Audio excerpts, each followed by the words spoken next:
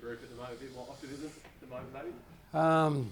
Yeah, well, we challenged the reigning premiers for 130 minutes last week, but just couldn't do it for 131, unfortunately. But it was a great game of footy. We learnt so much from the game, and whether that was the good play that actually got us in front, or some of the things that we didn't do to try to contain Collingwood as they came back at us. So for our young group and where we're going, lots of learning to come out of the game. Sure, we want to win games when we go out to play, but as long as we're learning and preparing for where we want to be in a year's time, or 2 years' time, or 3 years' time, that's the most important thing. So you could very, very easily look at that game, glass half full or glass half empty. We probably prefer to look at it glass half full, with the competitiveness of our players to be right in the game against Collingwood right up to the death knock. And just unfortunately, that kick for goal just goes one side of the post rather than the other. If it's a metre to the left, then we win that game by 4 points. But misses and we don't get the chocolates, but we learn a hell of a lot from the game. There's been a lot of discussion about the Bailey Scott non-50 metre penalty. What have you made of? I'm sure you would have heard the AFL's explanation of it in the aftermath. Yeah, I've also heard the AFL's explanations. We're not allowed to comment, so that'll be what we're doing. Has anything changed through it? How you felt Can't about it? comment on it, You mate. can't say anything. No, better off staying away. Just in the last quarter, you said after the game you would have done the same thing again, taking Phillips off at 3/4 time. Just after the reviews of the game, would you still have done the same thing and ended that tag? Yeah, because the game changed significantly in the second half, and Will was doing a particularly good job. But the thing that perhaps the wider football world don't perhaps appreciate and understand is that the difference between playing top level senior AFL footy as opposed to VFL in terms of the demands on the body and the run is pretty significant. And Will, we thought at 3/4 time wasn't going to have the tank and the engine to be able to keep up with Dacos for the whole of the last quarter. So that's why we made the change. And there were some positional things too that had changed in the second half. Dacos was no longer just playing bona fide midfield. They'd moved him out of the midfield and was playing more as a high half forward in the third quarter. He had 8 touches and 2 goals in that period of time. So, the game was a terrific move by Collingwood and helped them get back into the game. And that's why, they're a good club and they're well coached and they've got players that are flexible enough. Side bottom moving into the midfield, Howe moving from back to forward. There's a lot of variables that happened in that second half, and one of them was that Dacos changed his position, and that didn't suit us in terms of the way that we wanted to play it. So we made the change. We lose by a point. Everyone points to that as being the reason. As I said, ball misses the post by one side of the post by a foot. We're right in that contest, and we're just wrapped that we get ourselves an opportunity against the reigning premier to be right in the game. Do you feel like you've turned the corner, or you think it's too early to say that just yet? Yeah, well. We just need a greater sample size than just a couple of games. We had a heavy focus across the bye to put ourselves in the contest more, and we've seen evidence of that over the last 2 games, and it allowed us to win one game and nearly win the next. So, but we know, we've got a pretty ferocious opponent, I'd reckon, tomorrow in Melbourne. And they have been the best, in my view, the best contest side in the competition over the last 4 or 5 years. Their numbers aren't quite at that level as what they have been this year for them, but I'm sure with the benefit and the reflection of the bye, they would have sat back and said, this is our DNA contest type of footy, and so that's why we're looking forward to the game, because that's the way we want it to play it. That's the way they want to play it, and but it'll be a big challenge. They've been able to do it for 4, 5, 6 years.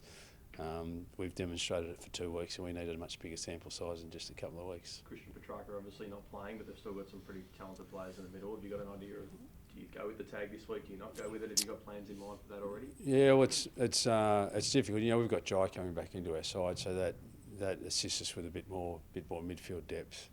But that's where the game was going to be won or lost. They'd be looking at that part of the ground. Obviously with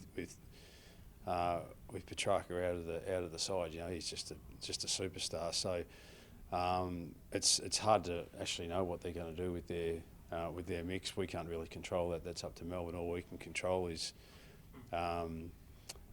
us being really, really strong and competitive in that part of the ground, knowing full well that if we lower our colours to Melbourne in that part of the ground, it's going to make it so much more difficult for us to be in the contest. How's Luke? Sorry, Nathan, how long does Luke Davies-Uniacke, what's to go with him? He got an MRI, I think, this week. Yeah, no, he's fine. It's He's just all good? precautionary scans. Yeah, we scan our players all the time, and when they're just like tired or sore, or competitive, tough games of footy. It was a 6-day break this particular game, so we got an early scan this week. And but Jai had one last Saturday that just because he wasn't quite feeling right, and it just showed just some overload, so we won't take the risk. But then he's good as gold to play this week with Luke. It showed nothing, so I was just like, let's just play. The question not so much on Will Phillips, but more broadly speaking about midfield loads and how long players can run games for them. What's the flexibility you get from players who can play large number of minutes in a game? Yeah, so that was the thing last week. Dacos played 100% game time in the third quarter. And he plays 97% game time for the game. There's not too many midfielders in the competition that are doing that. So that's why he's such a great player. It's one thing about what he does, silky skills with the footy, and his capacity to get from inside the contest to out. He's got some special attributes, but one of the attributes that he's got is that he doesn't need to rest very often. And he's got the flexibility to play midfield, forward and half back. So, he's a complete package as a player. There's very, very few that have got it. They're either really, really quick, but they can't run very far, or they can run far, but they're not quick, or they're really good athlete, but they can't kick it very well. He's got it all. So that's why it's such a difficult matchup, and it's a great flexibility that Fly and the Collingwood coaches have got to be able to move him around the ground as they see fit to try to provide some strength for their club. So we're talking about a pretty unique beast when all this assessment around the Will Phillips thing is happening. Why do we do that? Why would you do it again? All that sort of stuff. It's just like you're making decisions in a snap decisions. We've got a fresh player on the bench. We've got an opposition that are coming at us pretty hard. Let's try something. You don't get them right all the time, and I'm not even sure if that's right or wrong, but we'd make the same decision this time as what we did last week with all the factors that are in front of us. And one of those factors is that you're playing against a pretty unique player that can just run his player into the ground, run his opponent into the ground, and he'll do that to blokes that have got much bigger tanks than Will Phillips. It's just like that's the enormous strength that Collingwood and Dacos have got in terms of the way they go about it. And the flexibility you would have as a coach if you had a player who could run large minutes. I mean, what does that allow you to do? Yeah, well, well, it's pretty unique what Collingwood do with Dacos. There's not too many midfielders, as I said, that have got the capacity to run the full 100 minutes out. Some do, but it's mainly wingers. It's not usually guys that are doing the cut and thrust in the middle of the contest. Some of the tall forwards and the tall backs play 100 minutes, but usually the demands of the game, if you're running 15, 16, 18 kilometres a game, usually you need a spell somewhere in there, and it's an absolute credit to him and pretty unique specimen that he can sustain that for the length of time that he does. Does Will get a tagging role or a run with role this week? Is that something you could do going forward now? Yeah, possibly, but as I said, with Jai coming back into the side, that just changes our mix a little bit too. So it'll be a little bit horses for courses in there to see who pops up. Obviously, they've got Oliver and Viney, and Sparrow will probably go through there a bit. Neil Bull and so they've got and young Cozzy. So they're pretty flexible through the middle around. They've always had great depth through that part of the ground, and they pride themselves. And obviously, with Gorney as their ruck, gives them good supply on a pretty frequent basis. So it'll be horses for courses a little bit, and we'll just see how the game unfolds. But with Jai coming in, we've got greater depth through that part of the ground, which is pleasing for us. You got a couple of guys coming back at the AFL level as well, like Kirch. Yeah. Well, Kirch hasn't played for 6 weeks, so and has only been able to do. He had that foot injury that he'd had history with. So we wanted to be absolutely sure that was right. Because it's a foot injury, he's been able to do a fair amount of cross training, but not a hell of a lot until the last 2 weeks of actual training. And in fact, only one training session with the whole group, which was yesterday. So we opted to bring him back through the twos, mainly to get some match conditioning, and just monitor his loads a little bit before he comes back into AFL footy. And Griff Logue plays his first game for nearly 12 months, so we're really excited for him.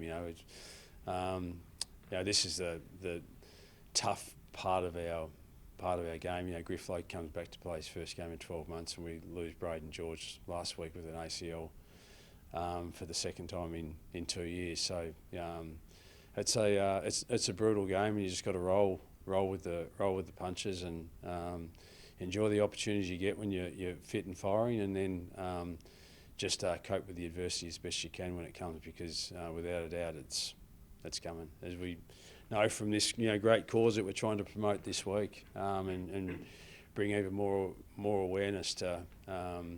We had Huey Green within our footy club who lost his mum to breast cancer, and obviously Sonia went through her battle this time last year, and we had a lady, Jess, who came in and spoke to us about it. It just touches so many lives around our country and around the world, but in particular our country, because they're the people that we know in a lot of instances. And once again, AFL footy provides a great platform to build awareness on all these issues that are going on in our lives, and nearly every person in Australia somehow is touched by the adversity of breast cancer in one way or another.